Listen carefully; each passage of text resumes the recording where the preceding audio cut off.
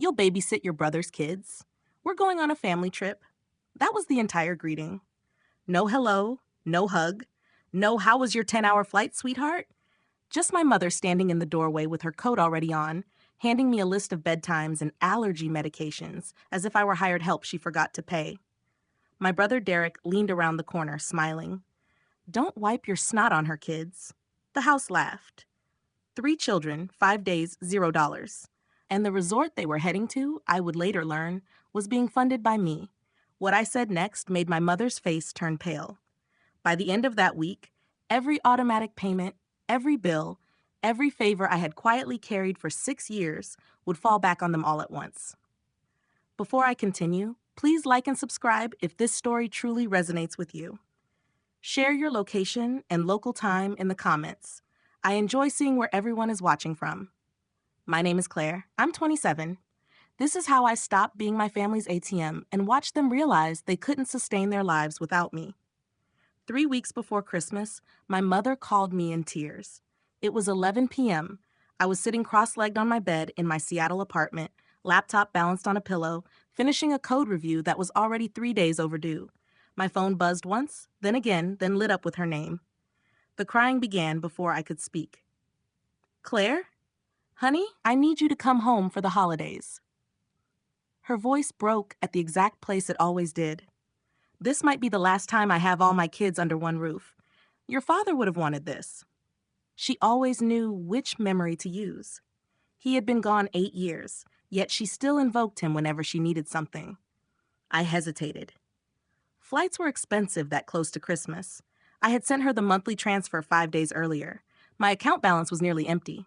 She continued without pause. I already told Aunt Ruth you're coming. Don't make me look foolish in front of the family. First guilt, then pressure. The pattern was familiar, and like before, I gave in. I booked the ticket that night, $1,200, economy, 10 hours with a layover in Denver. I stared at the confirmation email and told myself this was what good daughters do. I should have remembered that the last time she cried like that, it cost me $11,000. I'll come back to that. 3 weeks later, I dragged my suitcase through 6 inches of slush up my mother's driveway in Richmond, Virginia. My back hurt from the flight. My fingers were numb. The porch light was on, and I could see movement through the frosted glass. I knocked. My mother opened the door. The first thing I noticed was her coat, zipped, keys in hand. No hug, no eye contact. She handed me a folded paper. Here's the schedule. Lily is allergic to strawberries. The baby's reflux medicine is in the cabinet above the stove. The pediatrician's number is on the fridge. She checked her watch. We need to leave in 20 minutes for our dinner reservation. We? I asked. Derek stepped into view, wearing a resort polo with sunglasses resting on his head in December. He had the same expression he'd worn since childhood, the one that signaled a joke at my expense. Don't wipe your snot on her, kids. His 3 children ran forward. Lily, 5, grabbed my leg. The middle one ran past me. The baby, 18 months old, cried in Megan's arms. Megan walked by without meeting my eyes. The formula's on the counter. She wakes up at 2. Then they left. Coats on, doors closing, the SUV backing out. I stood in the living room holding a list of bedtimes for someone else's children. My suitcase was still at my feet. That's when I saw the resort brochure on the kitchen counter. 5 days, booked 3 weeks earlier, 1 week before my mother ever called me. The tears had been planned. The baby woke at 2 a.m., exactly as Megan said. I carried her in slow circles through the dark living room, humming a song my father used to sing.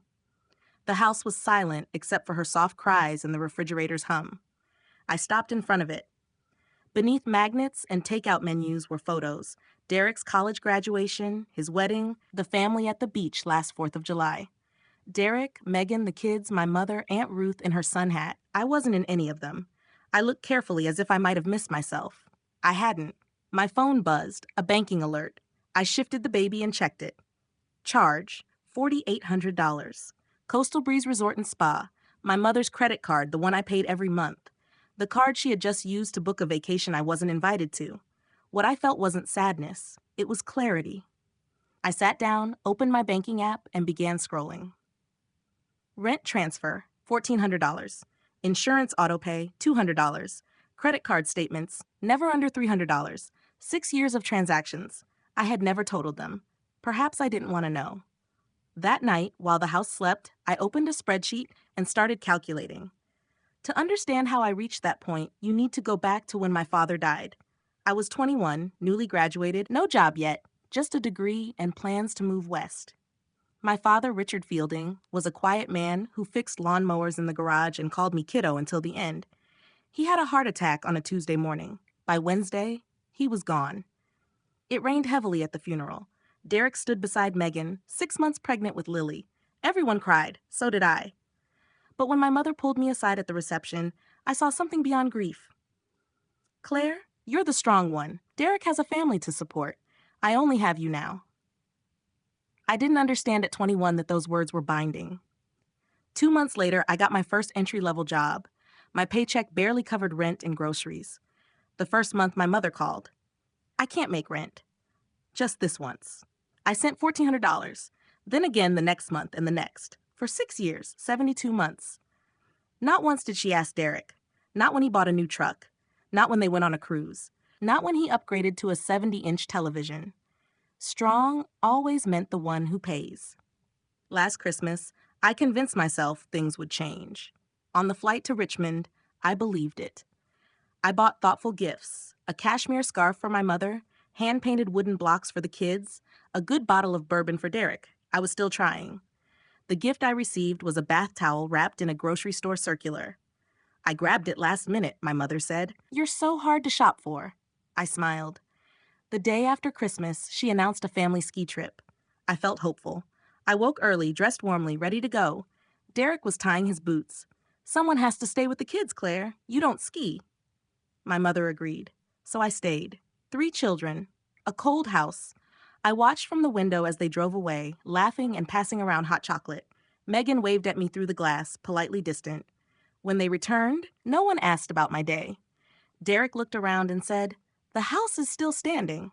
Good job." That was year 1. I told myself it wouldn't repeat. I was mistaken. And the next time was worse. 8 months before the holiday trip, my mother called at midnight. This time, the panic in her voice sounded real, or so I believed. Claire, the pipes burst. There's water everywhere. The kitchen floor is ruined. I don't know what to do. I could hear dripping in the background. Maybe water, maybe something else. The next morning, I transferred $11,000, almost all of my emergency savings. I lived on rice and canned beans for 3 weeks and told myself it was worth it. My mother needed me. I was the strong one. 2 weeks later, Derek posted photos online. It was his birthday at my mother's house. Behind the cake and the guests was a brand new kitchen. Granite island, pendant lights, subway tile backsplash, fully remodeled. The caption read, "Mom outdid herself this year." I stared at the photo for 10 minutes before texting her. I thought the pipes burst. She replied immediately, as if ready. They did. But since we were fixing things, I upgraded the kitchen a little. Family needs a nice kitchen. Later, during a visit, I found the actual plumbing invoice in a drawer, $612. The remaining $10,388 went toward a renovation I was never consulted about, never invited to enjoy, and never thanked for. She kept saying family. It became clear what that meant. Family meant I paid quietly. I deleted the message thread and said nothing. That was the last time, until it wasn't. 3 months before I flew home for the holidays, Megan accidentally sent me a screenshot. It was a Tuesday afternoon during my lunch break. The notification itself was unusual. Megan and I rarely spoke. We existed in the same family the way strangers share a subway car. The image showed a group chat called Fielding Fam. I had never seen it before. I wasn't in it. 4 members, my mother, Derek, Megan, and Aunt Ruth. My mother had written, "Claire is so dramatic. Sometimes I ask for one small favor and she acts like I'm ruining her life." Derek replied, "She just likes feeling important." Megan wrote, "LOL." Aunt Ruth added a laughing emoji. I read it 4 times, then set my phone face down and stared at the wall. One small favor. That's what she called it. $1,400 a month, $11,000 for a kitchen, car insurance for a brother who wouldn't even pour me coffee. One small favor. I was not included in the family group chat, but my payments covered my mother's phone bill, the same phone she used to talk about me. Megan never mentioned the screenshot. Maybe she didn't notice, or maybe it didn't matter to her. I saved it anyway, then saved a second copy in a folder. I didn't know why at the time. It felt like keeping a receipt. Back to that first night alone in my mother's living room. The baby was asleep on the couch between two pillows. Lily and her brother were in Derek's old room. The house was silent, lit only by my laptop. I had been working for 3 hours, transaction by transaction, month by month. Statements going back 6 years to the first $1,400 I sent. When the spreadsheet was finished, I stopped and looked at the totals. Rent, $1,400 times 72 months, $100,800. Derek's car insurance, $200 times 72 months, $14,400. Credit card payments, $16,800 over 6 years. The kitchen, $11,000. Total at the bottom, bold by default, $143,000. I paid $143,000 to a family that didn't put my photo on the refrigerator. I looked at the number, then at the sleeping baby, then at the empty driveway. Somewhere, they were on a beach, charging expenses to a card I would pay. I was in a dark living room with proof of how invisible I had been and how much that invisibility had cost. I texted Nora, my best friend from college, the only person who had ever asked, "Claire, how much are you actually sending them?" I wrote, "I need your help, and I need you to be honest." She called back in 7 minutes. The first thing she said was, "Claire, you gave them a house." She didn't greet me or ask what happened. She studied the spreadsheet I shared on FaceTime, her eyes moving line by line. Nora is an accountant, the kind who finds problems others miss. I was sitting on the bathroom floor with the door locked and the fan running so the kids wouldn't hear. "This is a down payment on a house," she said. "And they didn't even give you a seat at the table." I tried to laugh, but it didn't come out right. "She calls it helping out," I said. "Helping out is groceries or babysitting," Nora replied, pointing at the screen. "This is funding their entire lifestyle, your mother's rent, your brother's insurance, her credit card." "Claire, do you even know everything that's in your name?" I didn't. That worried me more than the total. Nora gave clear instructions: pull your credit report immediately, review every autopay, and confirm whether I had co-signed anything. I hesitated. The lease. Mom asked me to co-sign after Dad died. She said it was just a formality. Nora went quiet in the way she does when she's angry but careful. "If she misses a payment, it affects your credit. You understand that, right?" I hadn't. Not fully. "We're reviewing everything tonight," she said. It was 3 a.m. when I pulled my credit report. Nora stayed on the phone while I sat on the bathroom floor with my back against the tub. 2 credit cards I recognized, a joint checking account I had forgotten, the co-signed lease, and then a third credit card opened 14 months earlier. Authorized user, Patricia Fielding. Balance, $3,200. I stared at the screen. "Nora, I didn't open this." "I know you didn't. I never signed anything. I never approved this." Nora spoke carefully.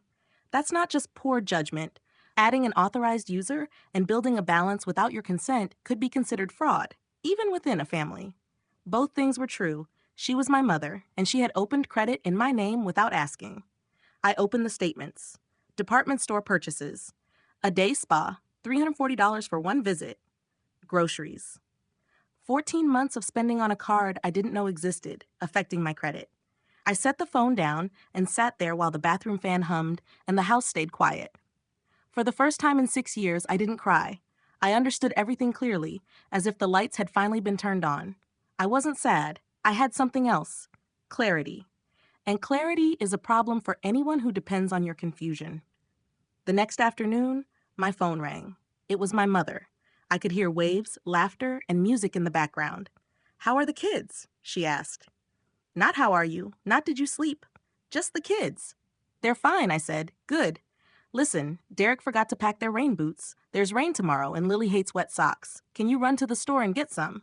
I asked. "With what car?" A pause. "Oh, right. Take an Uber. Use my card." Another pause. "Actually, just use yours. I'll pay you back." She never had in 6 years. Derek's voice came through in the background, casual. "Tell her to get the good brand, not the cheap ones." I looked at my laptop on the kitchen counter. The spreadsheet was still open. $143,000, plus the $3,200 from the unknown card, plus the $4,800 resort charge, The number was still increasing, even now while I was on the phone. "Sure, Mom," I said. I hung up. I didn't go to the store. I sat at the kitchen counter and looked at the spreadsheet, the sleeping baby, the quiet house, the resort brochure, and the photos on the refrigerator that didn't include me. And I made a decision. That was the last time I said, "Sure, Mom," and meant it. The next time I said those words, they would carry a very different meaning. I called Nora again that evening after the kids were asleep. This time I wasn't on the bathroom floor. I was at my mother's kitchen counter, the $11,000 counter, with my laptop open and a pen in my hand. "What do you want to do?" Nora asked. I thought carefully. Not the angry version, not the emotional one, the clear version. I want to stop telling myself they'll change. Nora was quiet for a moment. Then she said, "Tell me what that looks like." I explained it step by step, like a project plan. That's what I do. I build systems.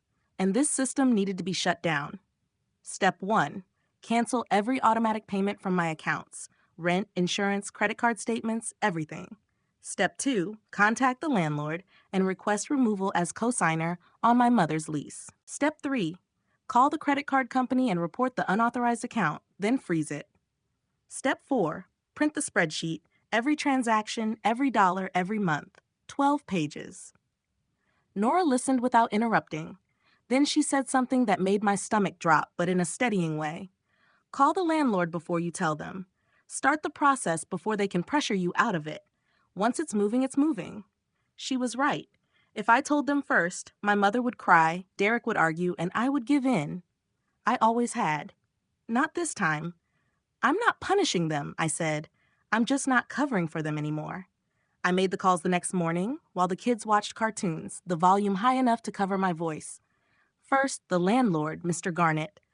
I explained that I was the cosigner at 412 Briar Lane and requested formal removal.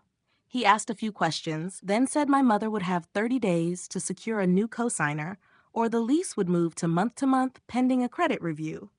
30 days. The timeline had started. Second call, my bank. I canceled the 3 recurring transfers, rent, car insurance, and the credit card payment.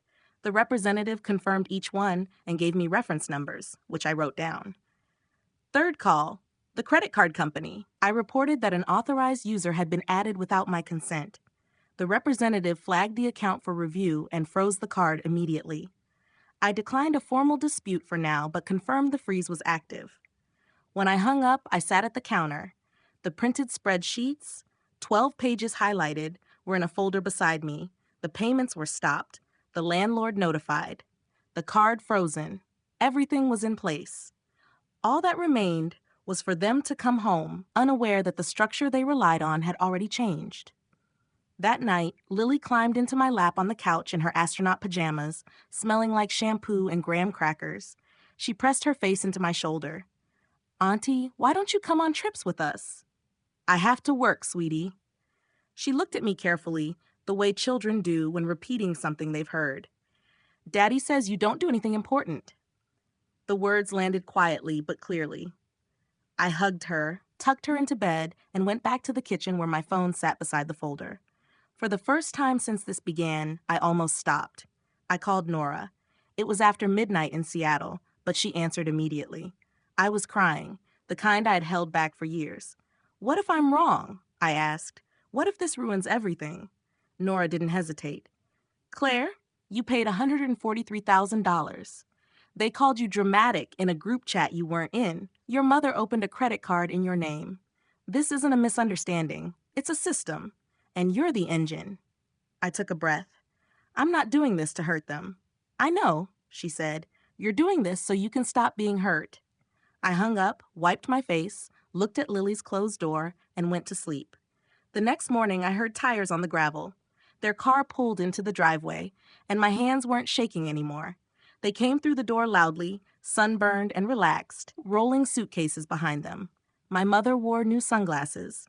Derek carried a resort gift bag. No one said thank you. No one asked how the 5 days had gone. My mother walked through the kitchen and glanced around. "The house looks clean." Megan picked up the baby and checked her over. "Did she eat enough?" "She looks thinner." "She followed the schedule you left," I said. Megan didn't respond. Derek dropped his keys on the counter. "House is still standing." "Not bad, sis." Same line as the year before. Then my mother turned to me casually. "Oh, Claire, before I forget, can you pick up Derek's dry cleaning? He has something tonight." I looked at her. No. The word settled into the room. My mother blinked. Derek stopped moving. "What?" she asked. "No," I repeated. "But I do need to talk to everyone tonight, after dinner."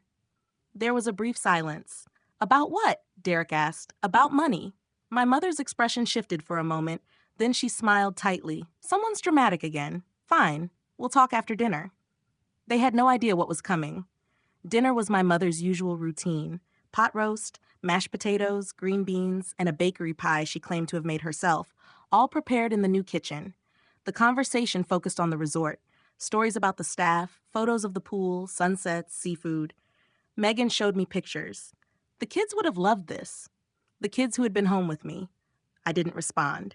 I ate and waited. My mother noticed. "You seem tense. Is everything okay at work?" The redirect. If something was wrong, it had to be about me.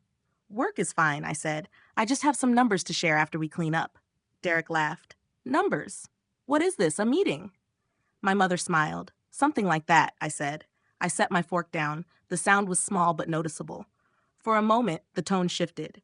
Derek's expression changed slightly. My mother paused. Megan glanced at him. The routine had broken. I waited until the dishes were done and the kids were asleep. Then I opened my laptop. My mother isn't unintelligent. She is strategic. While I was upstairs, she made a call. I heard her whispering in the hallway. "Ruth, can you come over? Claire is acting strange. I think she's going to make a scene." 20 minutes later, the doorbell rang. Aunt Ruth arrived, reading glasses on, heavy cardigan, concerned expression. She hugged my mother first, then looked at me with that familiar mix of concern and judgment. "Claire, your mother says you're upset. Whatever it is, let's talk it through like family." My mother stood behind her, dabbing her eyes. She had brought reinforcement. She had always done this, set the room before the conversation began. Derek sat on the couch with his arms crossed. Megan sat beside him, distracted by her phone. Aunt Ruth settled into the chair as if preparing to mediate. 4 people, 1 position. I looked at Ruth and gave a small, tired smile. "That's exactly what I want to do," I said. "Talk it through like family." Then I opened my laptop. The living room had taken on the shape of a courtroom no one had planned. My mother sat in the middle of the couch, hands folded neatly in her lap, wearing the posture she used when she wanted to appear reasonable. Derek sat to her left, arms crossed, jaw tight. Megan was on the right, her phone finally placed face down on the armrest.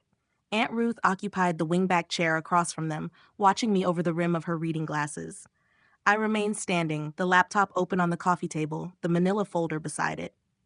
"Okay, Claire," my mother said. Her voice carried that familiar tone, smooth on the surface, impatience just underneath. "What's this big emergency? Can we make it quick?" Derek added. "I've got an early morning." I didn't look at him. I focused on the screen. Then I looked at each of them, one by one, the way my father used to look at me before saying something important. "I'm going to show you something. I'm going to stay calm. I'm going to stick to facts. And when I'm finished, I'm leaving.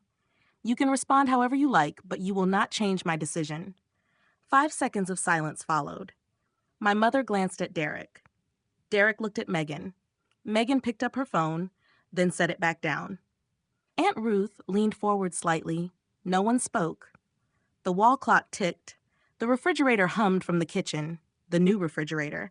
In the renovated kitchen, paid for by the person standing in front of them, I turned the laptop toward the couch and pressed a key.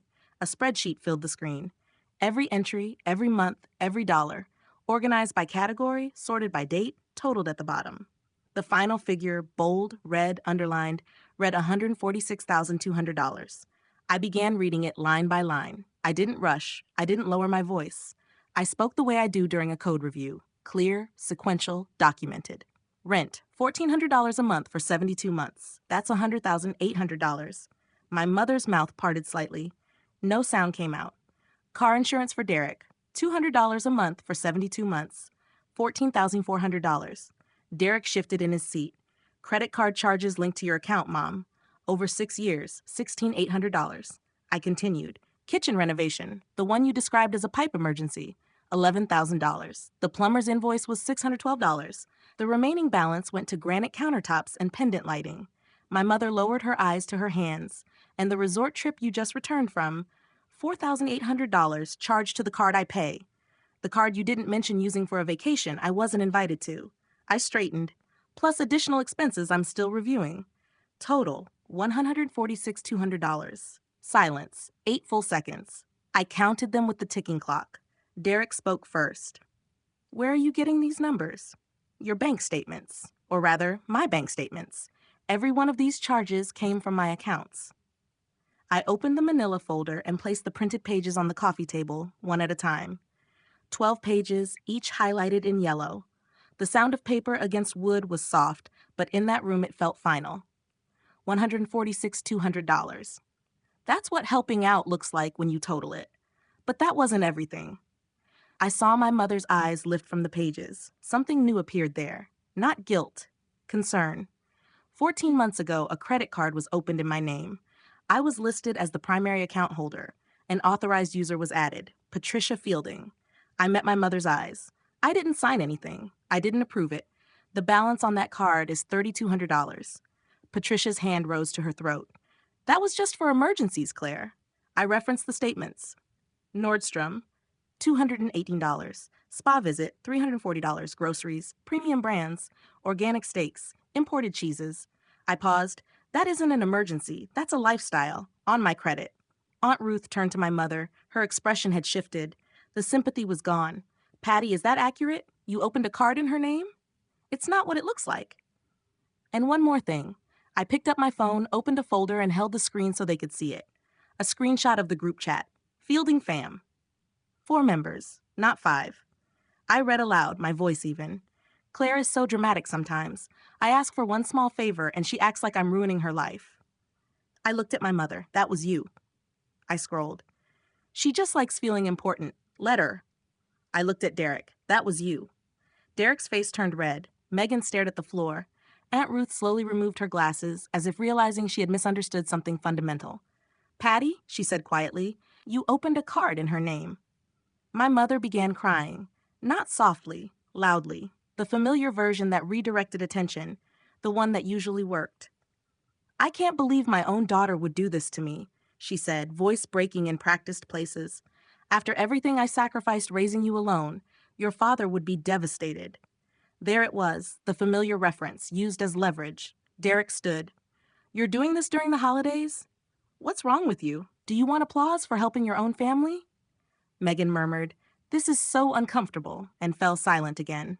My mother turned to Aunt Ruth, eyes wet, chin trembling. Ruth, tell her she's ungrateful. But Ruth said nothing to me. She studied the spreadsheet, tracing highlighted lines with her finger, silently calculating. Then she looked up, not at me, but at Patricia. Patty, she said carefully, firmly, $146,000 is not helping out, and the credit card? Not you too, my mother whispered. The tears continued, but something beneath them had changed. She wasn't grieving. She was losing control. I stayed still. I didn't argue. I didn't justify myself. I let the numbers remain visible and the facts speak. My mother cried. My brother raised his voice. But I hadn't reached the most important part yet. I lifted one hand slightly. The room quieted, not from respect, but because my stance had shifted. I'm not asking for repayment, I said. I'm not filing a lawsuit. I'm not here to punish anyone. I'm stating what has already occurred. Derek slowly sat down. As of yesterday, all automatic payments from my accounts to yours have been canceled. Rent canceled. Car insurance canceled. Credit card payments canceled. Effective immediately. My mother's face lost color. I've informed your landlord, Mr. Garnett, that I'm removing myself as co-signer on the lease. You have 30 days to secure a new co-signer or the lease moves to month pending review. You can't do that, Derek said. I already did. 2 days ago. And the credit card opened in my name without consent, I added, looking directly at my mother, is now under investigation. The room didn't simply quiet. It stalled. 10 seconds. No movement. Aunt Ruth's hand pressed to her chest. Megan's phone slid from the armrest to the carpet. Derek looked at Megan. Megan looked at the floor. My mother whispered, No way. I'm not punishing you, I said. I'm just no longer funding you. Derek pulled out his phone and opened his insurance app. His expression shifted. It says my coverage lapsed. I stopped paying. That's what happened. Your insurance has been in my name, billed to my card for 6 years. I canceled autopay. Megan grabbed his arm. Derek, the pediatrician appointment is Tuesday. We can't drive without insurance. Be quiet. He snapped, then turned to me. Turn it back on. No. Turn it back on. No. You activate it under your own name using your own money, like every other 31-year-old with 3 children and a vehicle. He stood, anger visible, but words failing him. This is insane, he finally said. You're insane. I'm 27. I've paid your car insurance since you were 25. $200 a month for 6 years. $4,400, and you never once asked where it came from. That was the statement that landed. Not the figure, the absence of inquiry. I saw it register. His jaw tightened. His eyes lowered. For the first time, he had no response. Megan was already searching for insurance quotes. One issue had shifted. The largest one remained. My mother's voice came out thin. Claire, if you remove your name from the lease, I can't qualify a loan. My credit isn't... She stopped, swallowed. I'll lose the house. I looked at her, the woman who had relied on guilt for 6 years, who called me in tears to secure plane tickets, who handed me babysitting schedules before offering water. It was never your house, Mom, I said calmly.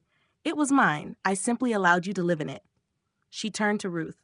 Ruth, please talk to her. She's going to put me out. Aunt Ruth sat very still. She had been quiet since the spreadsheet, the credit card disclosure, and the group chat. When she finally spoke, her voice carried a tremor I had never heard before. Patty, I had no idea she was paying for all of this. You told me you were managing on your own. You said Claire was only helping with groceries occasionally. Managing?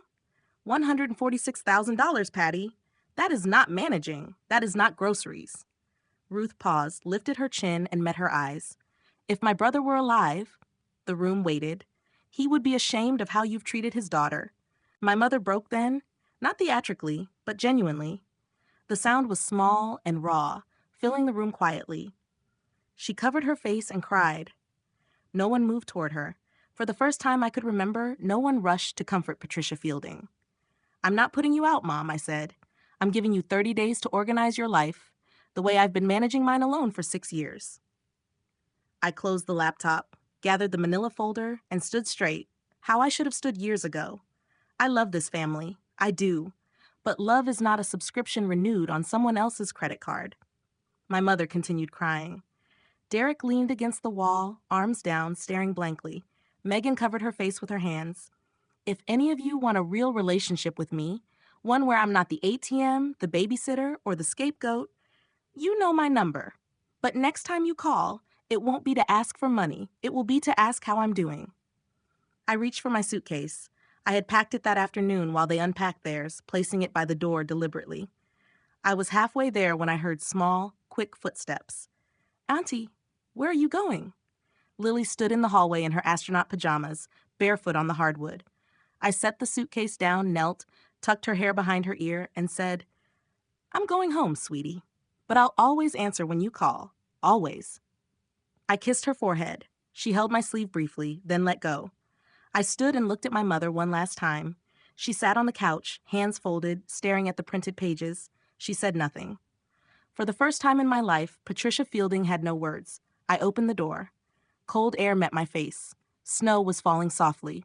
I walked to the curb, called a car to the airport, and didn't look back. The plane departed at 11:42 p.m., window seat, a red-eye to Seattle with a connection in Charlotte.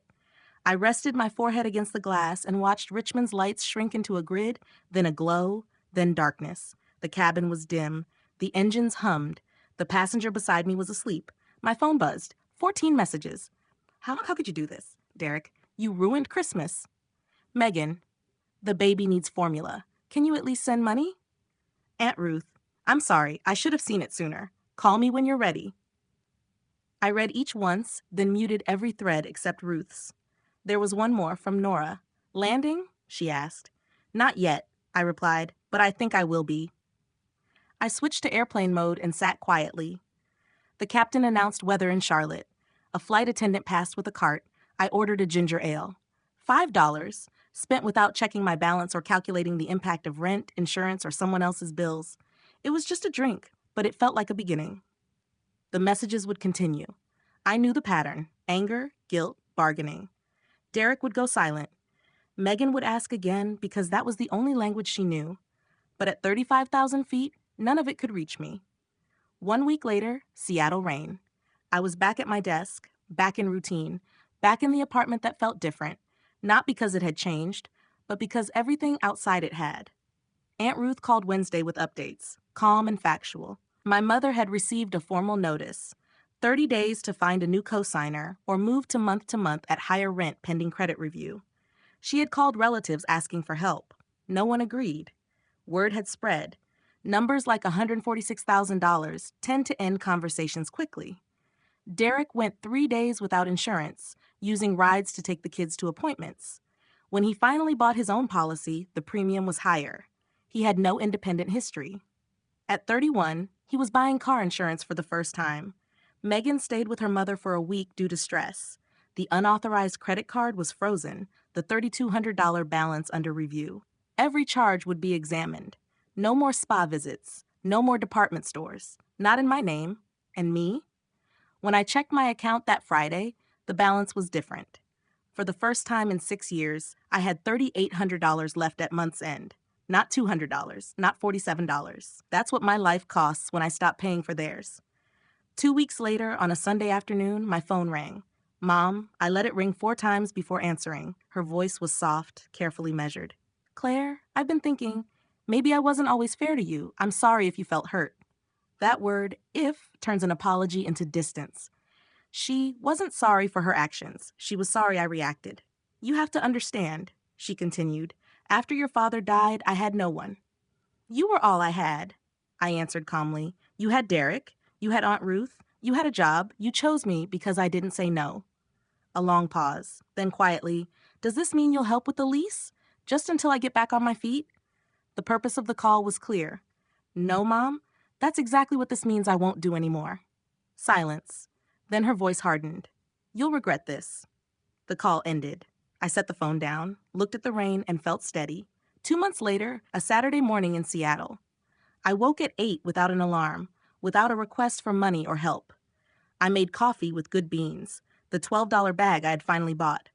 I sat at the kitchen table and did something I hadn't done in 6 years. Nothing. No transfers. No guilt. No mental calculations about other people's bills. My phone buzzed. FaceTime from Aunt Ruth.